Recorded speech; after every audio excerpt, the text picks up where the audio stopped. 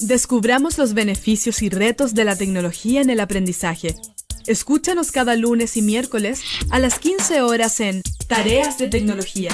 Desafío para la próxima clase con Nicolás Soto en divoxradio.com.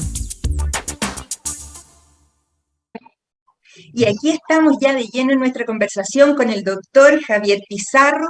Él es jefe de servicio de una unidad que, sorpréndanse, se llama Centro de Innovación en Piso Pélvico. Esto vamos a tener que conversarlo y explicarlo a la audiencia porque no es algo que esté como en la retina de las personas para saber de esto. Hoy día tenemos aquí al doctor Pizarro. ¿Cómo está, Javier? Muy bienvenido al programa. Hola, doctora, muchas gracias por la invitación. Aquí muy contentos de poder acompañarlos y poder tratar de ayudar un poco en la educación general de lo que corresponde los problemas del piso pélvico, que son extremadamente frecuentes, como conversábamos hace algunos minutos antes de entrar en la cámara, pero que muchos de ellos son desconocidos y muchas veces el que responde a la pregunta es la vecina, la amiga, siendo que habemos muchos especialistas que podemos ayudar a las pacientes y a veces por desconocimiento que las pacientes no saben con quién encontrar y buscar ayuda. Perfecto, pero primero cuéntame, ¿cómo es que a ti te interesó este tema? ¿Qué es lo que te fascina en el fondo de la problemática?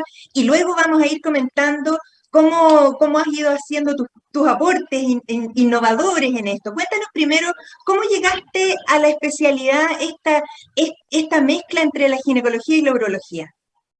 Sí, bueno, yo la verdad llevo muchos años trabajando en esta área.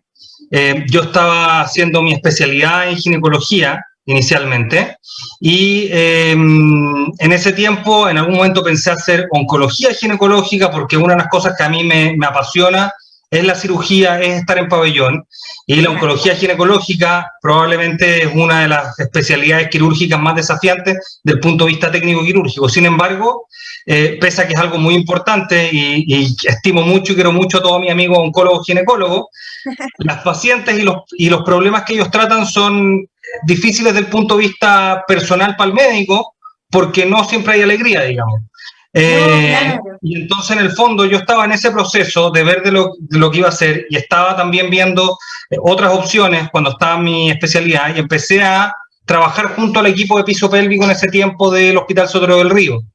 Y en ese momento me di cuenta de que una de las cosas que era maravillosa de esta subespecialidad tiene que ver con que nosotros vemos muchas pacientes que están en edad activa, viviendo su vida a pleno, sin embargo, tienen problemas que les afectan su calidad de vida de manera profunda y que les hace, digamos, tener una calidad de vida no buena, tienen unas tasas de depresión altas y me di cuenta de que muchas veces nosotros estando en ese momento podemos acompañar a las pacientes, ayudarlas a mejorar y a retomar su nueva calidad de vida, volver a estar en su vida en pareja, poder pasarlo bien con sus hijos y además tiene un desafío quirúrgico tremendo porque nosotros lo que hacemos es hacer cirugía reconstructiva, entonces intentar reconstruir lo que naturalmente había siempre es un desafío, obviamente que nunca logramos resultados exactamente iguales a cómo eran las cosas inicialmente, pero muchas veces nos acercamos y logramos mejorar la calidad de vida y volver a ver a nuestras pacientes sonriendo. Es increíble cuando uno las ve cuando vienen de vuelta a la consulta y ahora las ve que vienen, se pintan ahora, vienen con ropa mucho más contenta, una sonrisa en la cara, y eso en realidad, la verdad, como dicen por ahí, no tiene precio, para el resto hay una tarjeta de crédito. Pero cuéntanos un poquito, Javier, para que las personas sepan de lo que estamos hablando. ¿Qué es esto de la dedicación al piso pélvico? Y estamos hablando solamente de la salud femenina. En este caso vamos a dedicarnos solamente a hablar de la salud ginecológica femenina. Sí, bueno, nosotros lo que somos cirujanos reconstructivos de piso pélvico, ¿ya?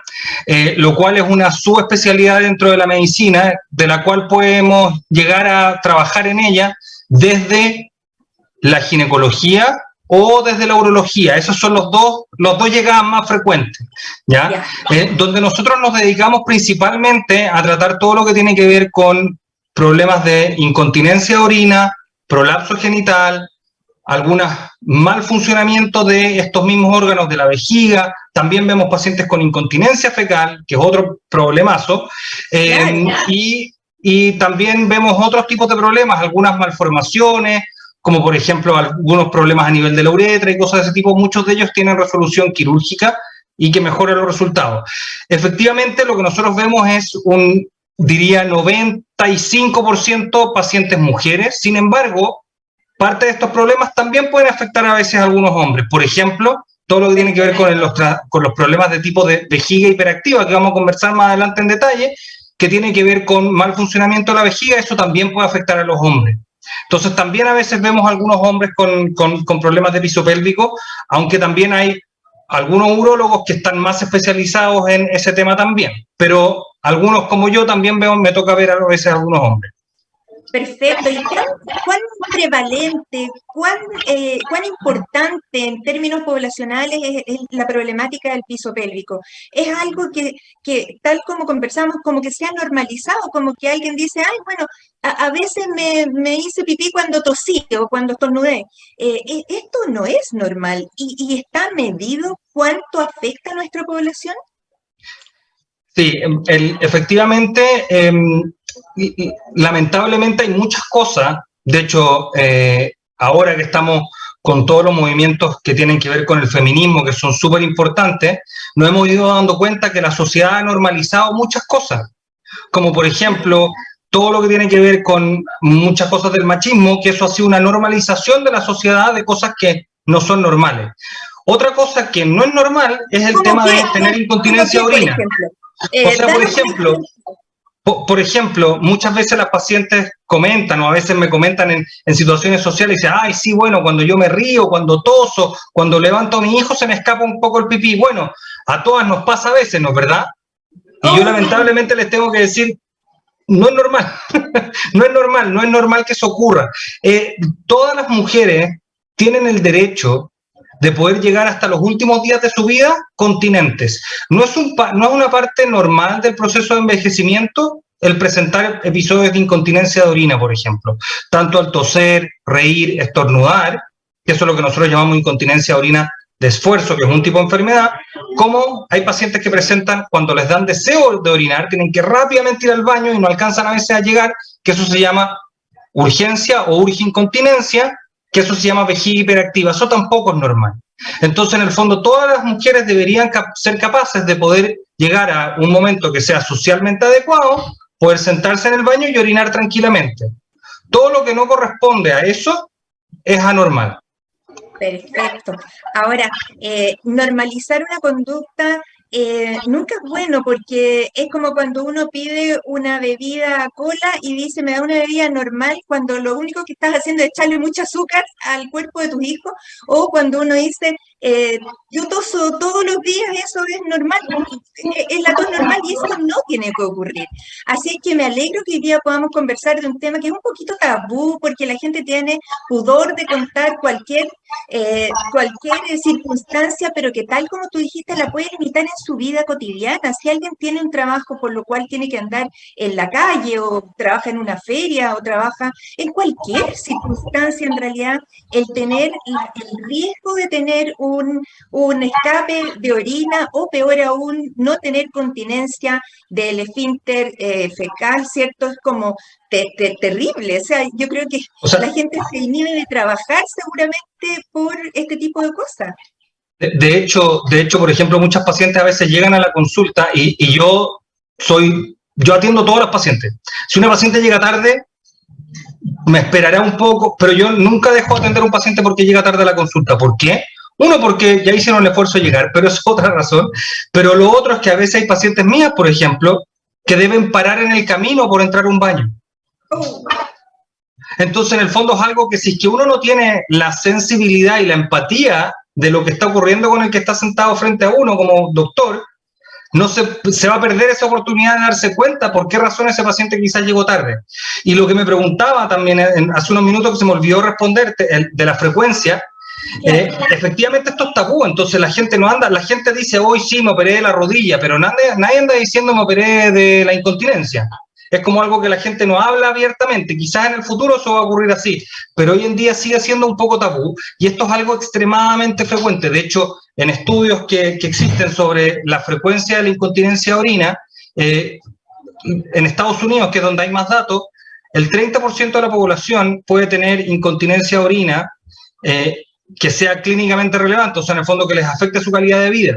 Y del punto de vista de, por ejemplo, el prolapso, que son otras de las patologías pisopélvico, en Estados Unidos el 12% de la población se va a operar en algún momento de su vida por prolapso. Y de incontinencia de orina. Es tremenda. Es tremendo, de hecho claro. De hecho, yo sé, doctora, que usted es broncopulmonar, pero esto es más frecuente que el asma. No te puedo creer. Claro, asma es 10% de la población. Efectivamente. Tremendo esto. Cuéntanos un poquito entonces, una primera gran área es la incontinencia de orina, entonces, o la incontinencia de todos los esfínteres. Y la segunda gran área, me decías tú que es el prolapso, que significa de alguna forma, para que todos lo entiendan también, que no haya ninguna palabra difícil en este programa, porque de eso se trata, el colaborar en el conocimiento, es un poco cuando los tejidos ceden y caen, igual como uno en la piel que tiene estas arrugas que se ha ganado a los 60 años, pero también en otros órganos los tejidos ceden. Cuéntenos un poquito de esta segunda área de patología que es el prolapso. Claro, el prolapso genital efectivamente corresponde al descenso de los órganos pélvicos a través del canal vaginal hacia el exterior, ¿ya? Que estos pueden ser la vejiga, puede ser el útero, puede ser el recto o el intestino, que puede aparecer entre medio de estos órganos, ¿ya? Y las pacientes habitualmente no tienen por qué saber cuál de estos órganos, y para eso estamos nosotros, para poder decirles cuál es el problema exactamente, pero las pacientes cuando llegan, su problema y qué es lo que sienten es la sensación de tener un peso, un bulto, algo que se está saliendo por la vagina hacia afuera. De hecho, a muchas de las pacientes dicen, tengo una pelotita que se está saliendo hacia afuera. Y esto puede llegar desde prolapsos de menor severidad hasta prolapsos que son completos.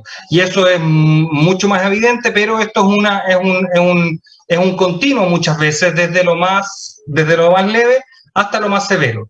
¿Y en cuánto tiempo se desarrolla este prolapso, esta caída de los tejidos, que para que todo el mundo se imagine, salen al exterior?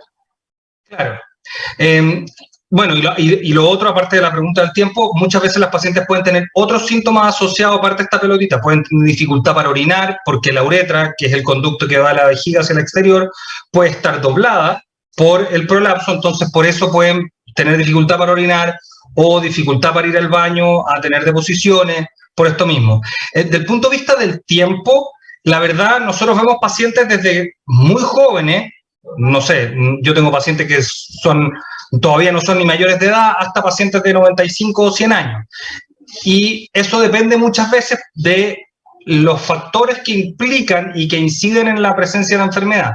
Porque esto es multifactorial, que es algo que habitualmente a nosotros nos gusta a los médicos decir que las cosas son multifactoriales, pero esto también es cierto porque uno de los factores, por ejemplo, es un factor genético, ¿ya? O sea, cuando los pacientes tienen problemas del colágeno, que es la estructura, digamos, la molécula que le da estructura al cuerpo, que le da la resistencia, cuando hay problemas con algunas enfermedades del colágeno, pacientes pueden tener prolapsos muy jóvenes, incluso sin haber tenido hijos o sin haber tenido otros problemas, ¿ya? Pero los otros factores súper importantes son tener hijos.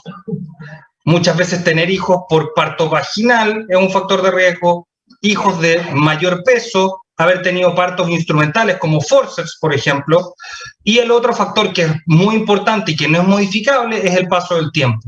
O sea, hay pacientes, sabemos que uno de los factores importantes que hace de que ocurra el prolapso es que haya, digamos, daño del piso pélvico en los momentos del parto. Sin embargo, las pacientes tienen su parto y no tienen prolapso en forma inmediata. Pero sabemos que el inicio de la enfermedad fue en el momento del parto, hace 15, 20 años atrás. Entonces, lo que ocurre es que tenemos que esperar a que pase el tiempo, que la musculatura ya no sea capaz de sostener estas estructuras y empieza a aparecer el prolapso hacia afuera. Entonces, hay pacientes que, dependiendo de las circunstancias, pueden tener una progresión más rápida de su prolapso y hay otras que no. De hecho, nosotros, por ejemplo, hicimos hace algunos años atrás un estudio que está publicado en revistas internacionales sobre lo que es la evolución natural de la enfermedad. O sea, en pacientes que venían a atenderse acá al hospital y que por distintos motivos, por listas de espera, no podíamos darles una atención como correspondía, vimos qué es lo que les ocurría en el tiempo, que es, digamos, un dato muy interesante y valioso. Lamentable que hubiéramos podido hacer ese estudio. Gracias a Dios, hoy, 2022, no seríamos capaces porque estamos resolviendo rápidamente las pacientes acá en el hospital. Pero en ese tiempo nosotros sabíamos de que no todas las pacientes tienen una progresión acelerada. O sea, de todas las pacientes que tienen prolapso, solamente 1/3 tiene progresión del prolapso en el tiempo. Pero esas pacientes igual, las otras, las que no progresaron, también tenían síntomas y molestias. Lo que pasa es que en el fondo a veces las pacientes dicen, pero es que doctor, prefiero operarme ahora porque esto después va a progresar. Entonces yo les digo, no siempre esto se va a empeorar. Puede ser que siga igual como hasta ahora. Eso no quiere decir que sea normal ni que tiene que vivir así. Pero hay veces que las pacientes llegan con mucho susto, muchas preocupaciones, de decir, quiero operarme al tiro, quiero resolver mi problema al tiro, pero a veces esto puede esperar. Y lo otro que es importante también que la gente sepa es que no todos los tratamientos del prolapso son con cirugía. Hay tratamientos que son sin cirugía. Entonces, claro, el hecho de que una paciente... ¿Cómo uno ejercita los músculos más bien claro, para evitar esto? Si hay alguna forma de prevenirlo. Sí, me encantaría poder responder de que hay formas de prevenirlo. Sin embargo, la mejor evidencia disponible y los datos disponibles desde el punto de vista de investigaciones no han mostrado de que los ejercicios pisopélvicos sean capaces de prevenir la progresión de la enfermedad ni la aparición de la enfermedad. Obviamente son importantes, son útiles, pero hay otros tratamientos que no son con kinesiología, y eso es muy bueno porque existen kinesiólogas a lo largo de todo el país. O sea, desde Arica a Punta Arenas, en todas las ciudades prácticamente hay kinesiólogas especialistas en piso pélvico que les recomiendo de que vayan a su doctor en caso que tengan alguno de estos problemas, y que si el doctor cree que es necesario hacer kinesiología, va a haber disponibilidad en todo el país de estas especialistas, lo que es excelente. Pero hay tratamientos que son otros diferentes. Por ejemplo, existen unos tratamientos que usamos hasta hoy de manera muy exitosa, que se llaman pesarios, que son unos dispositivos que se colocan dentro de la vagina, que permiten empujar el prolapso hacia adentro y que no aparezca. Entonces hay veces, por ejemplo, que hay pacientes que llegan a mi consulta, 80, 90 años, 95 años, pensando que no tienen ni una opción de tratamiento, y hay opciones sin cirugía. Y sin ir más lejos, que una paciente tenga 90 o 95 años no es una razón absoluta para que no se opere. O sea, la edad biológica de las personas no debe ser una razón para no buscar tratamiento, porque existen opciones y uno puede hacerlas de manera segura. Y en el fondo eso depende de la conversación en la consulta entre el paciente, su familia, el doctor, tratar de buscar la mejor solución, y existen muchas opciones. Lo importante es que vayan a buscar consejo y que se evalúen, porque muchas veces las pacientes van directamente donde la kinesióloga, y a veces eso, obviamente que van a hacer un buen tratamiento, pero los que tenemos que hacer los diagnósticos y de alguna manera dirigir ese tratamiento kinesiológico somos los médicos que debemos dar esa indicación. Javier, eso te quería preguntar. Así como tú hiciste una formación en el Cleveland Clinic 4 años allá en Estados Unidos y te has dedicado a esto tiempo ya, ¿cómo está la distribución de especialistas a lo largo de Chile? No solo los kinesiólogos, sino que de ustedes los cirujanos, los ginecólogos, los urólogos que se dedican a esto. ¿En Chile existe una distribución uniforme? Bueno, como en casi todas las cosas que tienen que ver con la medicina, lamentablemente no, ¿ya? Lo que sí me parece importante destacar es que nosotros tenemos la Sociedad Chilena de Piso Pélvico, ¿ya? En la cual nos conglomeramos en una sociedad que es multidisciplinaria. Somos ginecólogos, urólogos, coloproctólogos, kinesiólogas también, que son parte de la sociedad, ¿ya? Y obviamente la mayoría estamos concentrados en Santiago. Sin embargo, hay muchos especialistas y subespecialistas. La gran mayoría de los subespecialistas, digamos, con formación posterior a la beca de primaria, la mayoría de ellos estamos en Santiago. No somos muchos los que hemos tenido la posibilidad de hacer programas de subespecialidad. De hecho, yo soy el jefe del programa de subespecialidad de la Universidad Católica también, donde todos los años formamos doctores en esto, pero la mayoría estamos en Santiago. Sin embargo, también hay otros doctores que han hecho otros tipos de formaciones quizás un poco más acotadas, pero sí tienen formación y son parte de nuestra sociedad y que están, hay doctores que están desde el norte, en Calama, por ejemplo, en Antofagasta hay doctores, en La Serena, en, por supuesto, Valparaíso, Viña del Mar, en Rancagua, en Puerto Vara, en muchas ciudades, pero la mayoría estamos acá en Santiago. Muchas veces a mí me toca ver pacientes con patologías más complejas que mis colegas no han podido resolver o no tienen las capacidades porque no han tenido la fortuna que tuve yo de formarme en el extranjero por tanto tiempo, o porque no tienen el acceso a los insumos para poder resolver su paciente y me los mandan acá a Santiago. Pero lo importante es que busquen especialistas en piso pélvico, porque muchas veces los especialistas primarios, los ginecólogos generales o los urólogos, no siempre tienen la formación de lo último que estamos haciendo, de los últimos avances, los últimos conocimientos sobre manejo de incontinencia. Hay pacientes que son complejas, hay pacientes que requieren tratamientos más avanzados y esas cosas las vamos a conocer los subespecialistas. Y en el fondo, si uno está haciendo, o sea, yo solamente me dedico a hacer esto, yo no hago nada que no tenga que ver con piso pélvico durante toda mi actividad clínica, tanto en el hospital como en la Universidad Católica. Entonces, en el fondo, si yo estoy operando toda la semana muchos pacientes, obviamente que va a ser distinto a alguien que opere un paciente cada 2 meses. Entonces, eso es evidente y por eso que lo mejor es que vayan donde un subespecialista. Perfecto, mira, se nos pasa el tiempo tan ligero. Vamos a ir a una pausa musical y seguimos conversando con el doctor Javier Pizarro, el jefe del Centro de Piso Pélvico de Innovación en Piso Pélvico de la Universidad Católica y del Hospital Sotero del Río. Volvemos de inmediato. No te quedes fuera. Conversaciones de minería y energía con Nancy Pérez y Pamela Chávez. Cada martes y viernes a las 15 horas. Recursos con perspectiva. Recursos con perspectiva. Somos divoxradio.com.